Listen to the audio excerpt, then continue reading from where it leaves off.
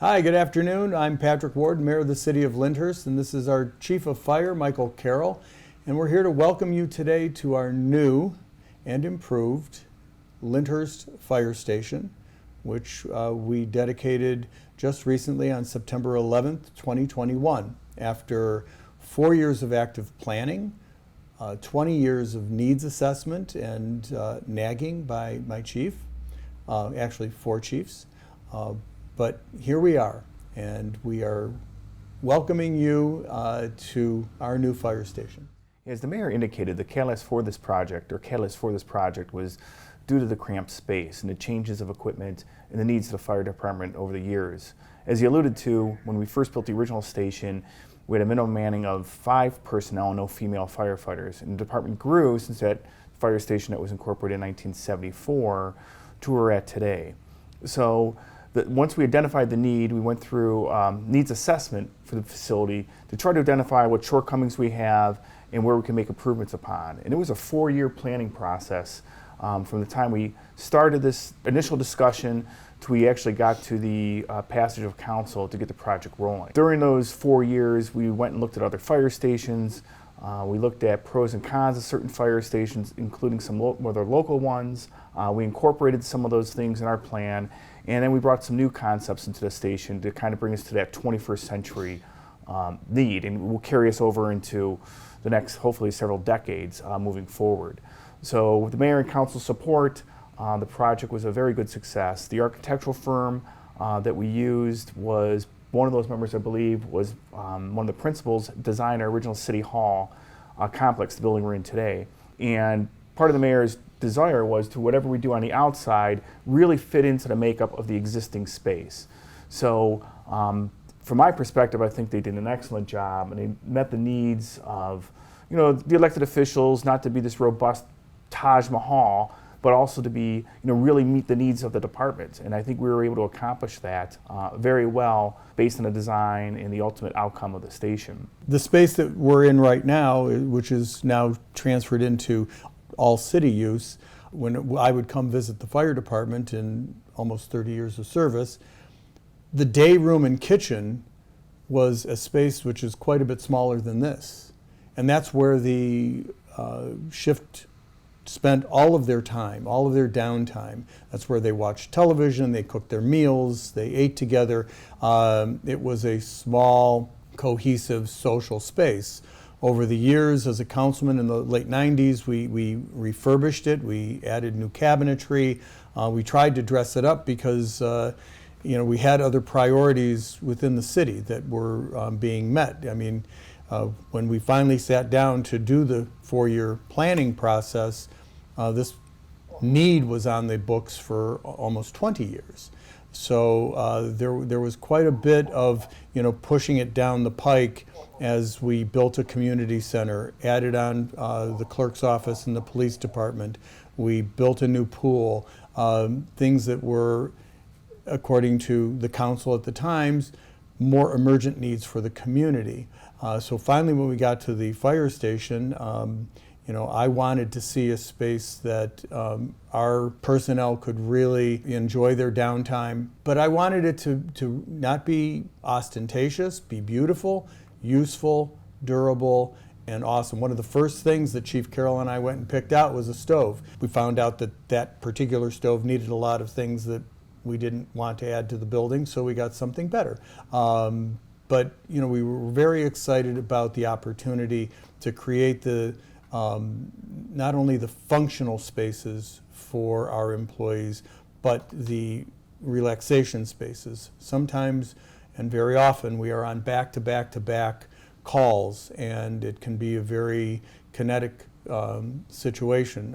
Most of the service that we're providing to our residents today is emergency transport, and those calls come in fast and furious.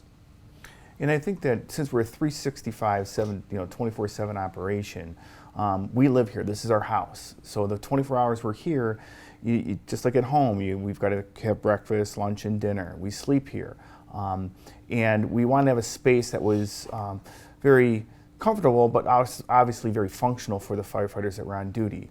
And I think that if you look at the kitchen, we have a nice big island that we can cook our meals at, sit at, a new dining room table. It's got our emblem in the middle of it, which is, the firehouse kitchen table is kind of where we solve all the problems, the world's problems, and discuss the calls, discuss everything that goes on in the day, meet for our training.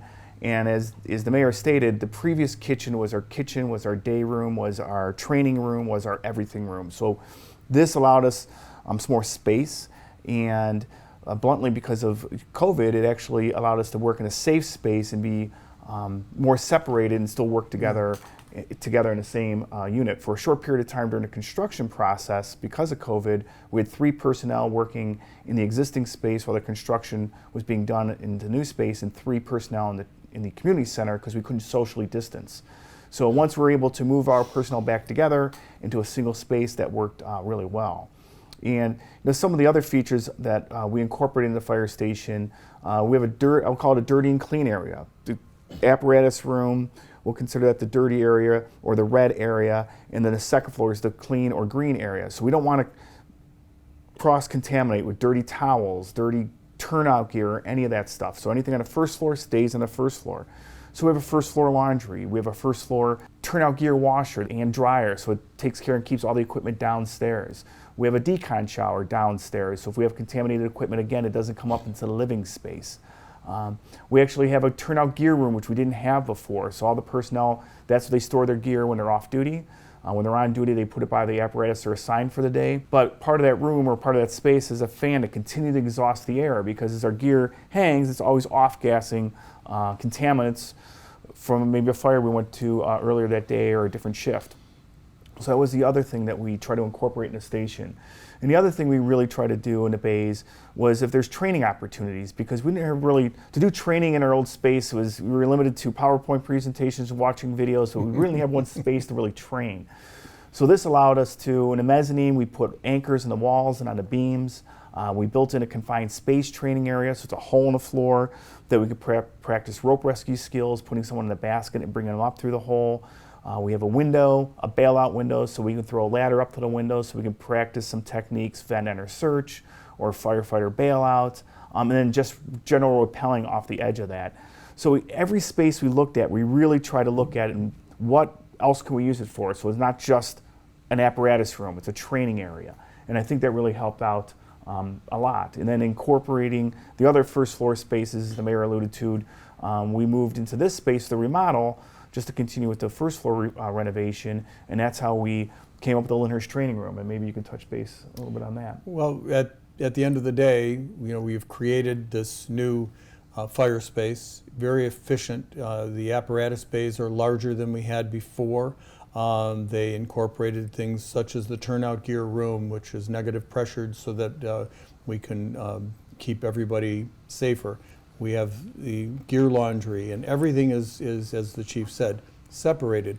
Then we ended up with the former living space and office space, which we have turned into this training center. So it's the Lyndhurst Training Center, remote meeting and training center. And then we have a fitness space, which is utilized by all city employees, which has really been very, very well embraced. The former space was in the basement for fitness training. It wasn't very attractive. This, certainly is more attractive to our employees, and it's gotten quite a bit more utilization, which I'm pleased with. It's nice when a plan comes together. And as the chief alluded, the outdoor space, the outdoor look of this building is seamless. That's what I wanted. The City Hall, the city of Lyndhurst, as it was designed in the late 60s and built in opened in 1974, is iconic Lyndhurst. It's modern. It might not have been what I might have designed, but it is iconically Lyndhurst, and I wanted to make sure that we transitioned seamlessly from one side of the building to the other, and it worked out very well. I mean, our council was very involved. We had a model of the building, and the architect gave us several different roof options that we could lift off and put on, and okay, what do you like best? We really tried to get people's opinions. As Chief said, we visited a lot of other departments, talked to the chiefs and the captains, and listened to some of the things that they were sensitive to maybe in their new builds, where perhaps they're having a little problem, balancing the heating and air conditioning. The dormitory spaces are too cold or too warm, or the thermostats are in the wrong place or zoned improperly.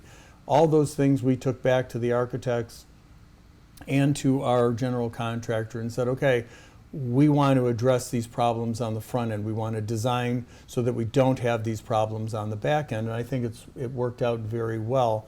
We were very fortunate to choose the construction manager at risk model of contracting. So it really required us to build this addition and renovation in our minds and on paper several different times as we worked toward a budget number.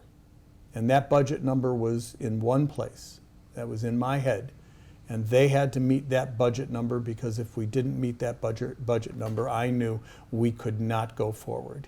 And we met the budget number.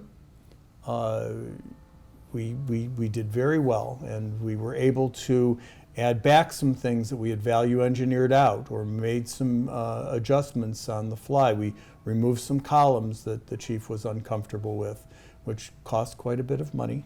We added some hose bibs and things like that to make maintaining our vehicles easier.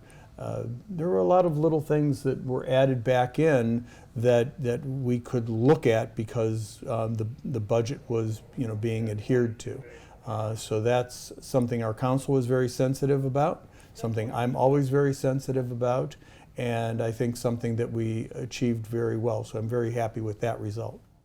We have a locker hall. We don't have a locker room in our fire station. Some of the stations have female locker rooms, male locker rooms. And one of the conferences I went to, and one of the design features that were discussed was, today you may have one female firefighter, tomorrow you may have 5 female firefighters. How big do you build that locker room? Do you say, well, we're going to build it for 5? Well, maybe you'll have 8, or maybe you won't have any for 10 years. So what do you do with that space? So the locker hall was a concept that we came up with. Well, not really come up with. It was a design feature that we incorporated, which was different because we had a men's locker room and a female locker room, and locker art and some of the things you might see on lockers aren't there anymore, and that's fine. It's good, but it's worked out really well with that flex space, and again, keeping an eye on the future. Which I thought was really, really important. Off the kitchen, as the mayor alluded, in the kitchen, if you look at the kitchen, it's got his personal touch to it for sure. It's very nice, but very functional. People say, well, why do you have 3 refrigerators? Well, we have 3 shifts, and 3 shifts of 8 firefighters. You usually have 1 refrigerator in your house for maybe 4 to 6 people. We have 8 people, so 24 firefighters. Off the kitchen is a training balcony. So we incorporated an anchor so we can do rappelling off the outside of the building. We can open up a gate so we can do ladder rescue and use our ladder truck. So again, we use the space that they can grill on and sit outside in the evenings or use for private time, but it's also very functional for training. So we really try to be flexible to the needs of the firefighters that are here 24/7. And I think that really worked out well. And council, can't be said enough between the mayor and council how supportive they were during this entire project. The mayor actually, I was supposed to get the quasi corner office, which was a little bit smaller, but then the office that I have currently, and he basically ordered me to take the middle office, which I do appreciate now because it does have a bigger window. Challenging project in a lot of ways. It was a lot of work. I'd say I'd be remiss if to say there wasn't a lot of emotion at times with certain discussions, because we have needs as the fire department, the city has needs of budgetary concerns, and to mesh those, we can both meet those needs and come up to a consensus was a process, and it actually was a successful process in the end. Something that I think the elected officials are proud of, I know the firefighters are very proud of, and I think the community as a whole can be very, very proud of. We don't have a Taj Mahal. We have something very, very nice, very, very functional, and something that will carry us into the next several decades. So on behalf of Chief Carroll and myself and the entire staff of our Lyndhurst Fire Department, I want to thank you for at least virtually touring with us. And I do want to give a shout out to our Southfield Lyndhurst Brush High School audio-visual department and Mr. Zachariah and John, who have graciously filmed us today and actually over several days taking pictures of the various spaces in our new fire department. So thank you. Thank you. And I'd also like to thank the community for their support, the elected officials and their support during this entire project. I think it's something that we can all be proud of, and it will carry our operations for the next several decades to come. So again, thank you and all those that help. We appreciate it.